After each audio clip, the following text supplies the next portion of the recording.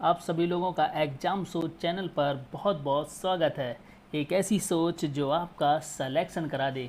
तो दोस्तों, आज से हमने आपका बाल मनोविज्ञान, बाल विकास का जो टॉपिक लेकर हम आए हैं, तो हम आपको आज से गारंटी ये दे रहे हैं कि आप चाहे यूपी टेट की तैयारी कर रहे हो या सुपर टेट की तैयारी कर रहे हो, यदि आप शिक्षक भर्ती की तैयारी कर रहे हैं तो यूपी टेट में आपको यहाँ से 30 में 30 क्वेश्चन देखने को मिलेंगे।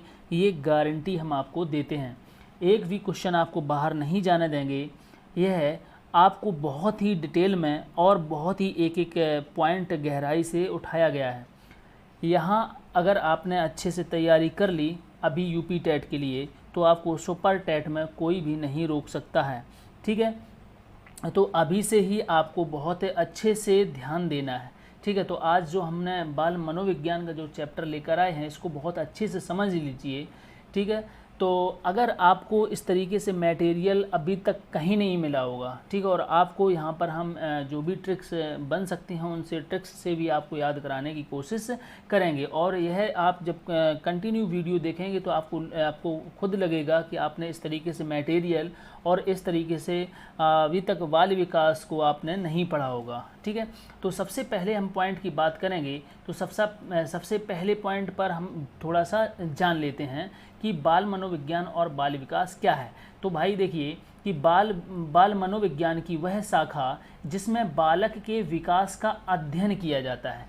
तो हम लोग बात करते हैं कि बाल मनोविज्ञान, तो मनोविज्ञान की वह शाखा जिसमें बालक के विकास का अध्ययन किया जाता है, बाल मनोविज्ञान के नाम से जानी जाती है।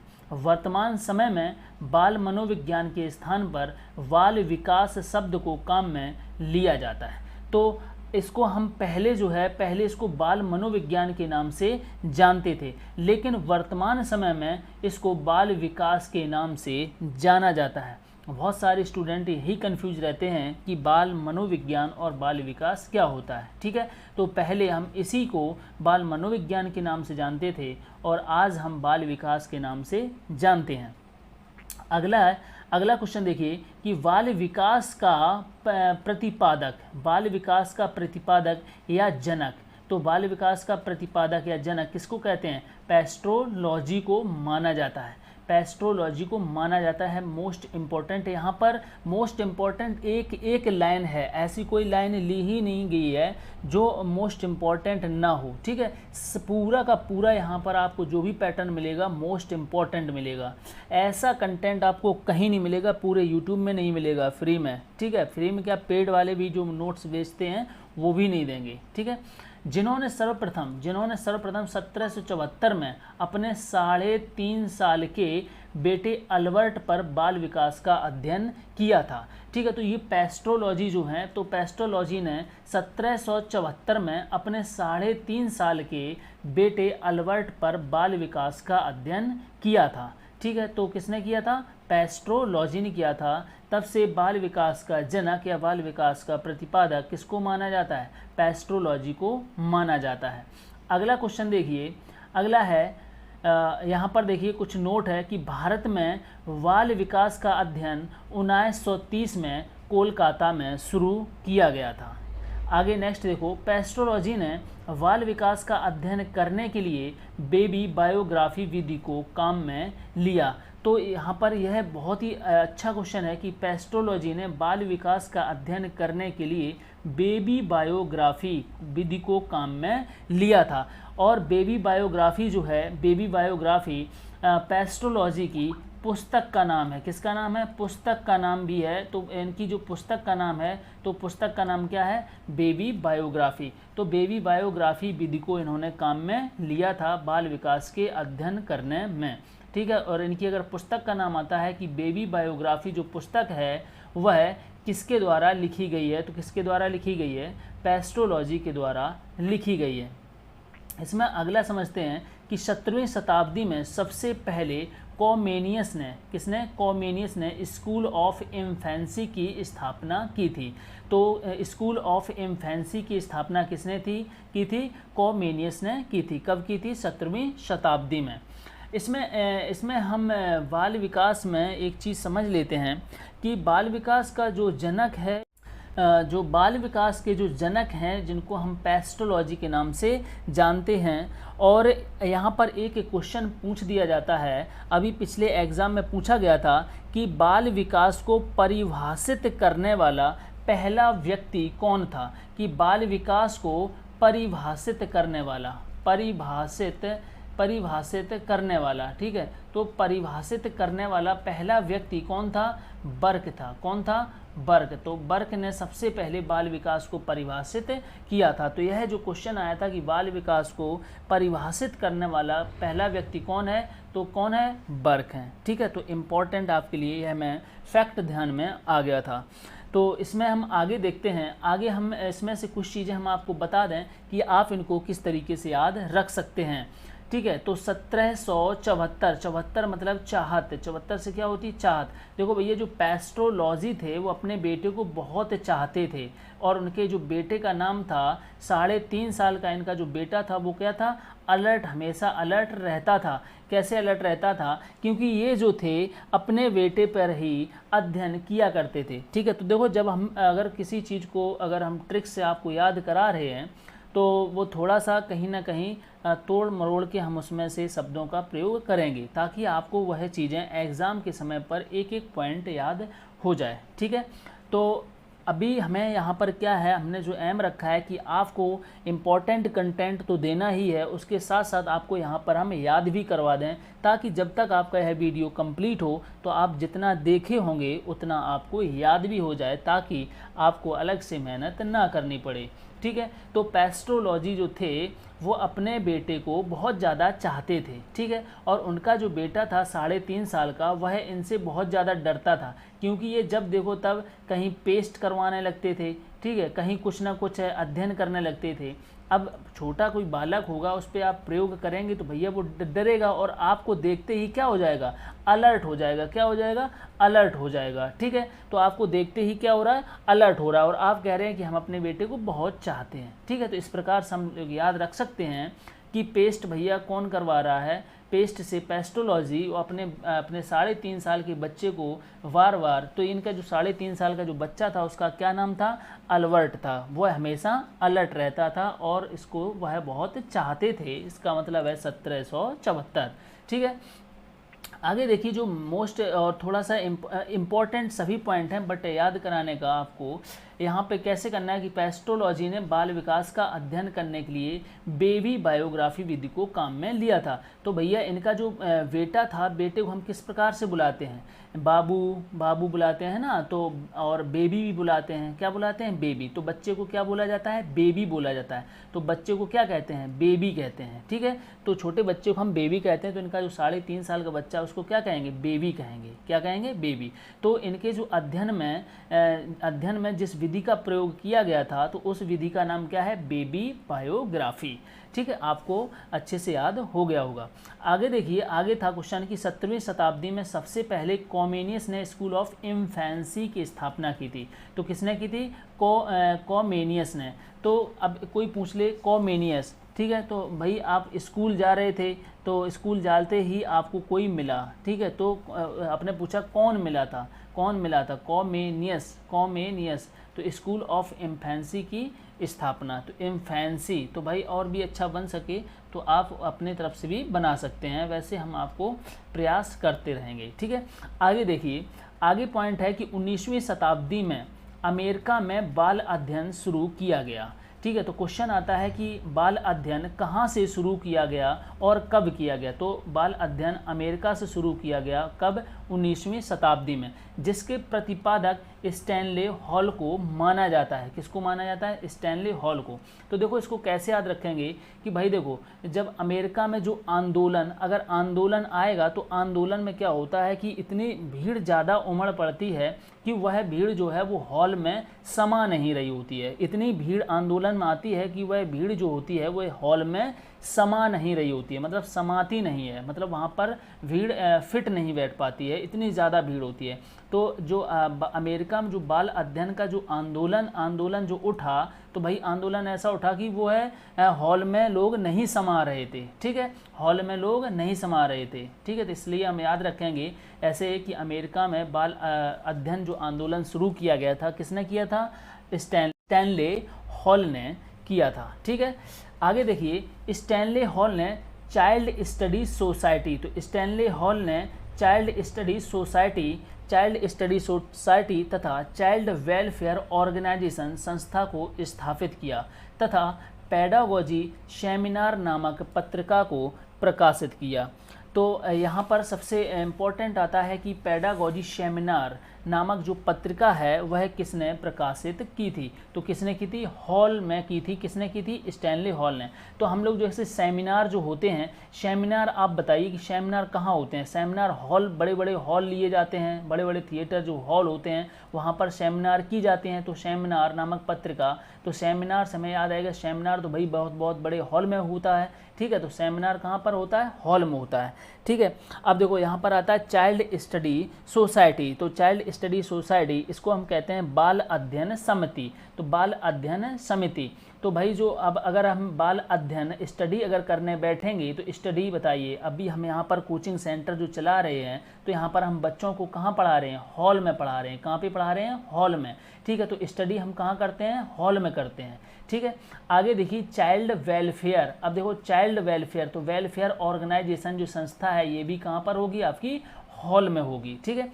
यहाँ पर देखो एक क्वेश्चन हमें याद आ रहा है कि चाइल्ड स्टडी सोसाइटी, यह क्वेश्चन पूछा गया था कि चाइल्ड स्टडी सोसाइटी का गठन कब किया गया था? तो इसका जो गठन है लगभग 1893 में किया गया था। कब किया गया था? 1893 में, ठीक है। आगे नेक्स्ट क्वेश्चन देखते हैं। अगला इसमें पॉइंट दिया गया है कि स्टैनले हॉल ने प्रश्नावली विधि को काम में लिया था। तो जो स्टैनले हॉल ने बताई कौन सी विधि को काम में लिया था? कौन सी विधि को? प्रश्नावली। अभी देखो इसके ऊपर जो वैज्ञानिक थे, मनोवैज्ञानिक, पेस्ट्रोलॉजी थे। कौन थे? पेस्ट्रोलॉजी। वह किसको पेस्ट करा रहे थे? अपने बच्चे को। तो बच्चा जो है वो अध्ययन की वजह से इतना डरा हुआ था कि वह रोज़ उसी पे अध्ययन करने लगते थे, तो वो अलर्ट रहता था। और तो अभी उसको कौन सा हम बोलेंगे? तो कौन बोलेंगे? Baby biography. कौन सी विधि बोलेंगे? Baby biography. तो उनका जो बच्चा था वो कैसा था? बेबी था। अब देखो यहाँ पर कैसे रखेंगे यार? तो स्टैनले हॉल, अब भाई हॉल है, हॉल में इतने लोग जब इकट्ठा हुए हैं तो वहाँ पर आपसे क्या करेंगे? प्रश्न करेंगे। तो आपसे वहाँ पर सभी क्या कर रहे होंगे? प्रश्न कर रहे होंगे। चाहे आप स्टडी, अभी हम स्टडी की बात करें, स्टडी में भी क्या हो रहा होगा? प्रश्न वहाँ पर किए जा रहे होंगे, ठीक है। तो यहाँ पर हम प्रश्नावली विधि, तो स्टैनले हॉल में क्या होते हैं? प्रश्न होते हैं। अगर प्रश्न कहाँ पर पूछे जाते हैं? हॉल में पूछे जाते हैं। इस प्रकार से हमें याद रखना है। तो प्रश्नावली विधि को काम में लिया जाता है। तो इसके किसने लिया था? स्टैनले हॉल ने। दोस्तों यहाँ पर आप जितना समय देंगे उतने में हम आपका याद भी करवा देंगे और इस तरीके से याद करवाएंगे कि आप कभी भी नहीं भूलोगे, ठीक है। आप बस वीडियो को 1-2 बार ध्यान से देख लीजिएगा। ऐसा आपको पूरे YouTube में कहीं भी नहीं मिलेगा, इस बात की गारंटी है। आगे अगला क्वेश्चन दिया गया कि 1787 में टाइडमैन ने व्यक्ति इतिहास विधि का प्रतिपादन किया था। यहाँ पर आता है कि व्यक्ति इतिहास विधि, तो व्यक्ति इतिहास विधि का प्रतिपादन किसने किया था? टाइडमैन ने किया था। कब किया था? 1787 में।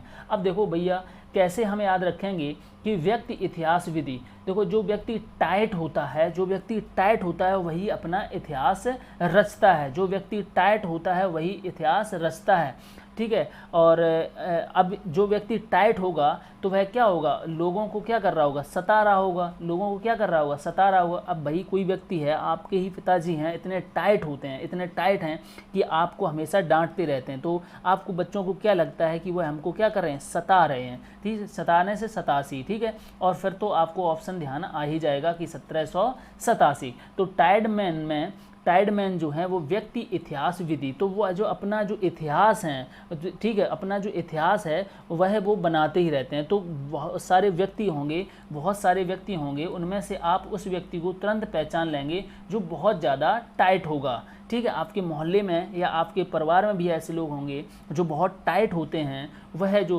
होते हैं वह व्यक्ति आपको अलग से दिखाई दे जाते हैं और उनकी घर परिवार में चर्चा भी अलग से होती है कि वह व्यक्ति ऐसा है, तो उसका एक इतिहास बन जाता है, ठीक है। तो यह आपको हमेशा याद रहेगा। आगे नेक्स्ट पॉइंट देखिए कि व्यक्ति इतिहास विधि, जो व्यक्ति इतिहास विधि है, असामान्य बालकों के अध्ययन करने की सबसे अच्छी विधि मानी जाती है। किनके लिए? असामान्य बालक। जो असामान्य बालक हैं उनके लिए यह विधि बहुत ही ज़्यादा उपयुक्त अच्छी विधि मानी जाती है। तो अब सबसे बड़ी बात आती है कि असामान्य जो बालक हैं, तो बताइए भाई असामान्य बालक कौन होते हैं? तो असामान्य का मतलब होता है कि औसत को छोड़कर सभी। कैसे? जैसे कि असामान्य बालक में जैसे कि प्रतिभाशाली बालक, असामान्य बालक का मतलब जैसे कि प्रतिभाशाली बालक, कोई बालक जो है बहुत ज़्यादा प्रतिभाशाली है, ठीक है, तो वो असामान्य की श्रेणी में नहीं आएगा, ठीक है। ऐसे कि जैसे कि कोई व्यक्ति, अगर कोई बच्चा मंद है, मंद बुद्धि है उसकी, या धीमी गति से सीखने वाला है, या पिछड़े बालक हैं, या कैसे हैं? पिछड़े बालक हैं, या समस्यात्मक बालक हैं जिनके पास कोई ना कोई समस्या ही बनी रहती हैं, ठीक है, या कक्षा से पलायन करने वाले हैं, ठीक है, तो कक्षा में कभी आए कभी नहीं आए, कभी महीना भर नहीं आ रहे हैं पढ़ने, ठीक है, ऐसे यहाँ पर बहुत सारे लोग बैठे हुए हैं। तो इस प्रकार से यहाँ पर जो है कक्षा से पलायन करने वाले हैं, ठीक है। और कुछ बच्चे होते हैं जैसे कि बाल अपराधी होते हैं, जो अपने बालक की उम्र में ही अपराध करना शुरू कर देते हैं। सृजनात्मक और शारीरिक विकलांग, कुछ बालक ऐसे होते हैं जो शारीरिक कहीं ना कहीं विकलांग होते हैं, ठीक है, कहीं विकलांग होते हैं। तो इस प्रकार के जो बालक होते हैं वह असामान्य बालक होते हैं, ठीक है। अगला देखिए, अगला है कि विश्व का पहला बाल सुधार गृह 1887 में न्यूयॉर्क में स्थापित किया गया। तो सबसे पहला क्वेश्चन आता है कि विश्व का पहला जो बाल सुधार गृह है वह कहाँ पर स्थापित और कब किया गया? तो कहाँ पर? न्यूयॉर्क में 1887 में स्थापित किया गया। इसको हम कैसे याद रखें कि बाल सुधार, देखो उसी को सुधारते हैं जो है बालक बहुत ज़्यादा उद्यमी होता है या नटखट होता है या लोगों को परेशान करता है, ठीक है, तो उसी को सुधारते हैं, मतलब उस बालक को सुधारते हैं जो सबको सताता है, सतासी, तो उसी बालक को सुधारने का सभी लोग प्रयास करते हैं जो बालक सुधारता है, ठीक है। अगर वो सुधर जाता है तो वह बालक जो है एक नया रूप ले लेता है और अच्छा उसका व्यक्तित्व निखर कर आता है, तो न्यूयॉर्क है, ठीक है। तो एक हम बालक को सुधारेंगे तो सुधारते हम उसी बालक को हैं जो बालक सभी बालकों को सता रहा होता है, ठीक है। अगर वो सुधर जाता है तो वो क्या बन जाता है? एक नया रूप ले लेता है, जिससे हम याद रखेंगे न्यूयॉर्क में स्थापित किया गया था। इसके बाद आगे हम लोग देखते हैं, आगे आपका है, आगे है कि बाल विकास के अध्ययन को सर्वाधिक महत्व 20वीं शताब्दी में दिया गया। तो अगर हम ये बात देखें कि देखो इस पर जो बालक के विकास पर अध्ययन बहुत पहले से होता रहा है, लेकिन उस समय इतने मनोवैज्ञानिकों ने इस पर ध्यान नहीं दिया था। लेकिन यह जो 20वीं शताब्दी थी इस पर काफ़ी ज़्यादा मनोवैज्ञानिकों ने ध्यान दिया है और तभी से इस पर अध्ययन शुरू हो गए थे, ठीक है। तो हम क्वेश्चन को बता सकते हैं कि बाल विकास का जो अध्ययन को सर्वाधिक जो महत्व है वो 20वीं शताब्दी में ही दिया गया था। इसके बाद नेक्स्ट है कि जीन पियाजे ने बाल विकास के संबंध में संज्ञानात्मक मनोविज्ञान का प्रतिपादन किया। तो संज्ञानात्मक मनोविज्ञान, अभी हम इनको कुछ टॉपिक हैं जैसे कि जीन पियाजे हैं या जितने भी मनोवैज्ञानिक हैं और उनका हम स्पेशल ही वीडियो आपका उनका मिलेगा, ठीक है। तो अभी यहाँ पर अगर हम पॉइंट दिए हैं तो यहाँ पर भी इसको अच्छे से समझ लीजिए। तो जीन पियाजे ने बाल विकास के संबंध में संज्ञानात्मक मनोविज्ञान का प्रतिपादन किया था तथा बाल विकास में बुद्धि व अधिगम को स्पष्ट किया। जीन पियाजे की पुस्तक का नाम language and thought of child है। तो यहाँ पर हम याद रखेंगे, यहाँ पर संज्ञानात्मक मनोविकास, तो संज्ञानात्मक देखो आपके संज्ञान में रहते हैं, जो आपके जो जीन होते हैं, आपके जिस प्रकार से परिवार के जीन होते हैं उसी प्रकार के जीन उनके बच्चों में होते हैं और दर उसी पीढ़ी में वही जीन्स जाते हैं। तो जीन से हम याद रखेंगे क्या? संज्ञानात्मक, या आपके जो आप जिसको पिया बोलते हैं इस तरीके से याद रख सकते हो, ठीक है। तो उनके संज्ञान में आपकी जो सारी जो करतूतें होती हैं, आप जो भी करके आते हैं बाहर से, तो आपको जो चाहने वाले जो हैं, जो आपकी जो है ना, समझ लेना। तो वह जो हैं क्या है कि आपकी बातें सभी उनके संज्ञान में रहती हैं, ठीक है। तो पिया, पियाजे, पियाजी, पिया जी, आपको इस तरीके से याद रख सकते हैं, या ऐसे भी रख लो कि जो उनके जो संज्ञान में जो जीन्स होते हैं, जीन जो आपके अंदर होते हैं, वही जीन जो हैं आपके संज्ञान होते हैं, या आपको जैसे भी अच्छा लग रहा है वैसे ही कर सकते हो, ठीक है। तो इसके बाद है बाल विकास और बुद्धि, ठीक है। तो आपकी जो बुद्धि का जो एक अधिगम जो स्पष्ट है, वो आपकी जो पिया जी हैं, वो आपकी जो पिया जी हैं वह आपकी बुद्धि को बहुत ही स्पष्ट तरीके से भांप लेती हैं, ठीक है। तो इस तरीके से आप लोग याद रख सकते हैं। अगला देखिए, अगला इसमें है कि language and thought of child, इसको कैसे याद रखेंगे।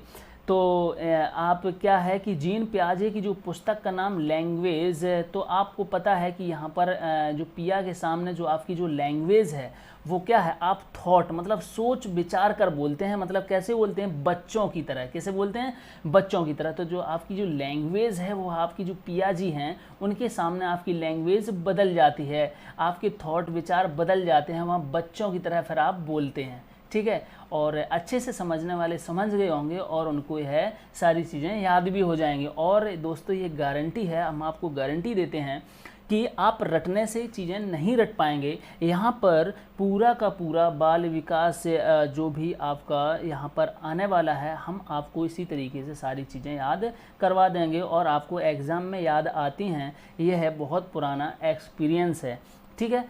आगे इसमें हम आपका एक टॉपिक और करवा रहे हैं अभी। इस आगे आपका टॉपिक है कि बाल विकास की कुछ जो प्रमुख परिभाषाएं हैं, तो अभी हम कुछ प्रमुख परिभाषाएं आपको यहाँ पर करवा दे रहे हैं, ठीक है। तो यहाँ पर देखिए, यहाँ पर बाल विकास की कुछ परिभाषाएं हैं। तो सबसे पहले एक परिभाषा आती है क्रो एंड क्रो की। किसकी आती है, क्रो एंड क्रो की। तो क्रो एंड क्रो ने क्या कहा है, तो यहाँ पर देखिए, बाल मनोविज्ञान, मनोविज्ञान की वह शाखा है जिसमें गर्भावस्था से किशोरावस्था तक का अध्ययन किया जाता है। तो यहाँ पर जितने भी मनोवैज्ञानिक हुए हैं, मनोवैज्ञानिक, उन्होंने कौन कौन सा स्टेटमेंट दिया है, हम आपको धीरे धीरे क्वेश्चन के अकॉर्डिंग, टॉपिक के अकॉर्डिंग आपको सभी कुछ याद करवा देंगे, ठीक है।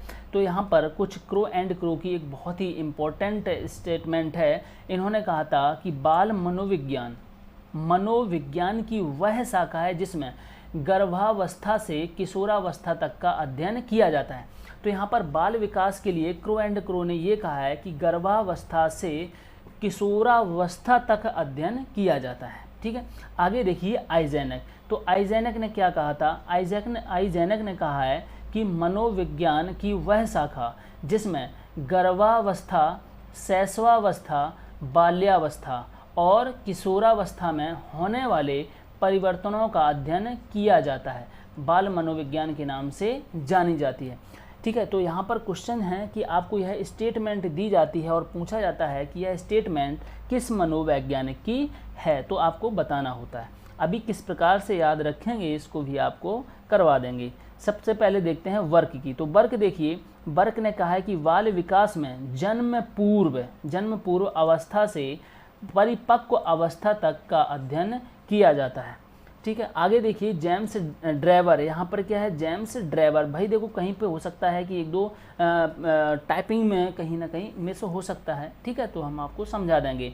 तो जेम्स ड्रेवर, तो बाल मनोविज्ञान में जन्म से लेकर किशोरावस्था तक होने वाले परिवर्तनों एवं विशेषताओं का अध्ययन किया जाता है, ठीक है। अब आपको किस तरीके से याद रखना है, अच्छे समझ लीजिए। देखो क्रो एंड क्रो, क्रो से आप एक बात हमेशा याद रखना है, यहाँ पर जितने भी स्टेटमेंट याद हम लोग करेंगे, तो क्रो से आप कौआ, क्रो मीन्स क्या होता है, कौआ होता है।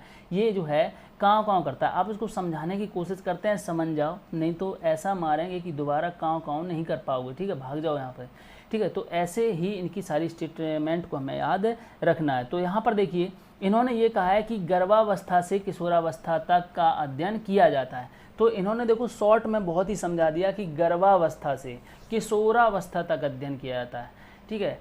तो इन्होंने गर्भावस्था लिया है, मतलब क्रो एंड क्रो, तो गर्भावस्था से किशोरावस्था, सीधा क्रो एंड क्रो, सीधा क्रो एंड क्रो, मतलब टू द पॉइंट इन्होंने बोला है। क्या बोला है, टू द पॉइंट इन्होंने बोला है कि गर्भावस्था से किशोरावस्था तक अध्ययन किया जाता है, ठीक है। आगे देखिए, आगे हैं आइजेनक। देखो आइजेनक, तो आइजेनक ने कहा था, क्या कहा था, गर्भावस्था, शैशवावस्था, बाल्यावस्था, किशोरावस्था में जो परिवर्तन होते हैं उनका अध्ययन किया जाता है। किसने कहा था, आइजेनक ने। अब आपको कोई इतना लंबा समझाएगा, तुम क्या कहोगे, आओ इधर आओ, आओ तुम्हें हम पहले प्रसाद दे दें, आ जाओ इधर आओ। गर्भावस्था, शैशवावस्था, बाल्यावस्था, किशोरावस्था, ये क्या है कि एक एक पॉइंट इतना लंबा आपको समझाते हैं, इतना लंबा समझा रहे तो आप कहोगे इधर आओ, अब इधर आओ, फिर हम जब आप इसको एक दो बार देखेंगे और पढ़ेंगे तो बिल्कुल हमेशा के लिए आपको याद हो जाएगा। आगे देखिए बर्क आते हैं, तो बर्क को कैसे याद रखेंगे, इनकी स्टेटमेंट है कि जन्म पूर्व अवस्था से परिपक्व अवस्था तक का अध्ययन किया जाता है। अबे बकबक मत कर यार, बर्क से क्या बक, अरे ऐसी क्यों बकबक कर रहा है कि जन्म से पूर्व, अबे जन्म हुआ नहीं उससे पूर्व से तू बात कर रहा है, बकबक कर रहा है, और परिपक्व अवस्था तक की बात कर रहा है, ठीक है। तो ये क्या कर रहा है, फालतू की बकबक कर रहा है, ठीक है। इस प्रकार से हम लोग याद रख सकते हैं।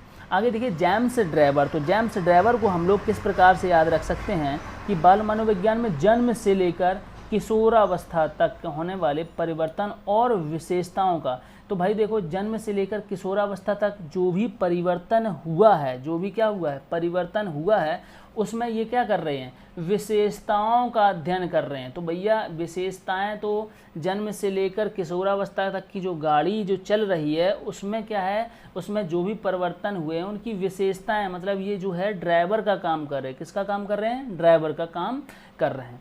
तो हमने अपने तरफ से आपको याद कराने की कोशिश की है और इसी प्रकार से हम आपको सभी एक एक पॉइंट पूरे टॉपिक का याद करवा देंगे। इसके बाद हम आपको इसमें से हमने अभी आपको बाल विकास से कुछ परिचय करवाया है और इसके हम टू द पॉइंट उठाएंगे और प्रत्येक वीडियो में आपको हर प्रकार से कंप्लीट करवा के ही आपका वीडियो ख़त्म करेंगे, ठीक है। तो अभी तक यह वीडियो आपको कैसा लगा है, तो इसके लिए आप ज़रूर हमें कमेंट करके बताएं ताकि हम उसी हिसाब से आपका इसमें टॉपिक लेकर चलें, ताकि अगर आपको आप अपने से अगर याद कर सकते हैं तो हम आपको इसमें हर चीज़ हर एक टू द पॉइंट आपको समझाते चलेंगे, तो आप अपने से ही याद कर सकते हैं। अगर आपको याद भी करना है तो हमें इस प्रकार से भी बताएं कि हाँ याद भी करना है, तो हम आपको टॉपिक तो समझाएंगे ही और उसको याद भी करवा देंगे, ठीक है। तो या फिर आपको एक आइडिया मिल जाता है याद किस तरीके से किन चीज़ों को करना है। तो आज के लिए आपका जो वीडियो है बस इतना ही है और इसमें नेक्स्ट वीडियो मिलते हैं। तो आज के लिए आप सभी लोगों का बहुत बहुत धन्यवाद।